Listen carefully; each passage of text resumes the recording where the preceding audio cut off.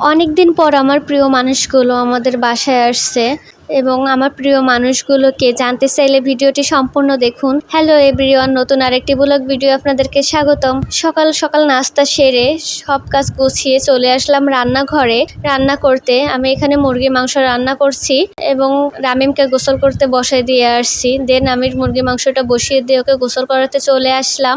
ও কিছুতে পানি থেকে উঠতে চাচ্ছিল না। বাচ্চারা পানি খুব পছন্দ করে, কিন্তু ঠান্ডা লেগে যাবে ও তো বোঝে না। তো তাড়াতাড়ি ওকে গোসল করে রেডি করে দিচ্ছিলাম, কারণ আজকে বাসায় রামিমের নানু এবং ওর দুই খালামণি এসেছে এবং ওর নানু ভাই একটু পরে আসবে। রামিম ওর ছোট খালামণির কোলে বসে ফোন দেখছিল, যে আমাকে দেখছে সে উঠে গেছে।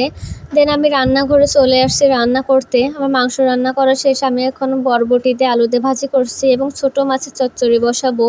প্রথমে আমি ছোট মাছের সাথে পেঁয়াজ কুচি, মরিচ কুচি দিয়ে দিচ্ছি এবং পরিমাণ মতো লবণ, হলুদ গুঁড়া, ধনিয়া গুঁড়া, জিরা গুঁড়া এবং পরিমাণ মতো তেল নিয়ে নিচ্ছি।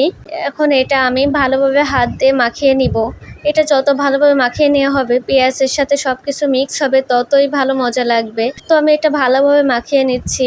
আর এর থেকে যে একটা ফ্লেভার আসছে না, সেটা বলে বোঝানো যাবে না। আমার মাখানো শেষ। তারপর এতে আমি পরিমাণ মতো পানি দিয়ে চুলায় বসিয়ে দিলাম। এরপর চলে গেলাম আমি ওয়াশরুমে। বেসিংটা হালকা একটু ময়লা হয়েছে, আর সব থেকে বেসিংয়ের মিররটা বেশি ময়লা হয়েছে। কিছুতে মুখ দেখা যাচ্ছে না। যেহেতু মুখ দেখা যাচ্ছে না, মুখের একটা বিষয় আছে, এই জন্য ফেস ওয়াশ দিয়ে এটা ক্লিন করছি।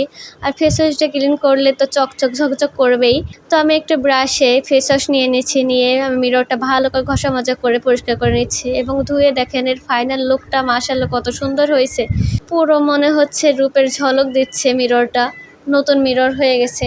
আমি মজা করছিলাম এতক্ষণ, কিন্তু বিলিভ মি, বাস্তবে এটা খুব সুন্দর দেখা যাচ্ছে। মনে হচ্ছে নতুন মিরর লাগানো হয়েছে।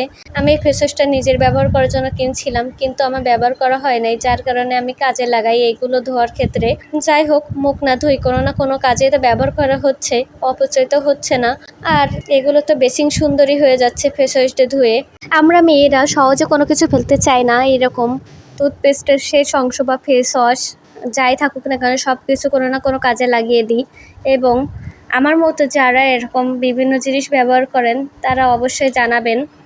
দেন আমার বেসিং ধোয়া শেষ। এখন আমি এক এক করে সব জিনিসগুলো সাজিয়ে নিচ্ছি।